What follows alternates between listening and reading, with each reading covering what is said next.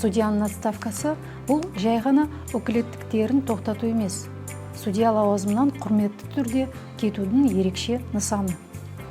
Құрметті отставкаға шығу үшін судья жоғарғы сот кеңесіне тиісті өтініш береді. Өтініш жоғарғы сот жанындағы сот төрелігінің сапасы жөніндегі комиссияға жолданады. Комиссия судьяның қызметін жан-жақты зерделеп, оның мінсіз беделі және кемінде 20 жыл судьялық жұмыс өтілі болған жағдайда отставкаға шығу құқығын растау туралы шешім қабылдайды. Аталған шешім жоғары сот кеңесіне ұсынылады. Ұсынылған материалдарды зерделенгеннен кейін отставкаға шығу мәселесі жоғары сот кеңесінің отырысында қаралады. Қарау нәтижелері бойынша кеңес Қазақстан Республикасының президентіне тиісті ұсыныс енгізеді.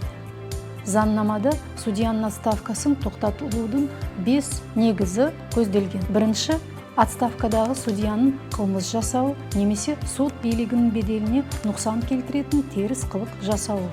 Екінші, саяси партияға кіру. Үшінші, өз қалауы бойынша. Төртінші, Қазақстан Республикасының азаматтығы тоқтатылуы. Және бесінші, қайтыс болу немесе оны қайтыс болды деп жариялау туралы сот шешімінің заңды күшіне ену.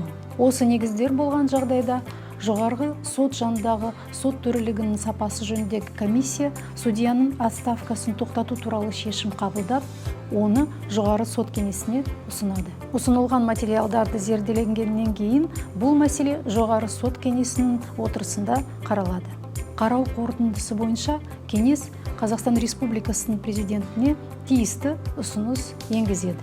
Отставка тоқтатылған жағдайда судья отставкадағы судья мәртебесінен және осы мәртебеге байланысты кепілдіктерден айырылады.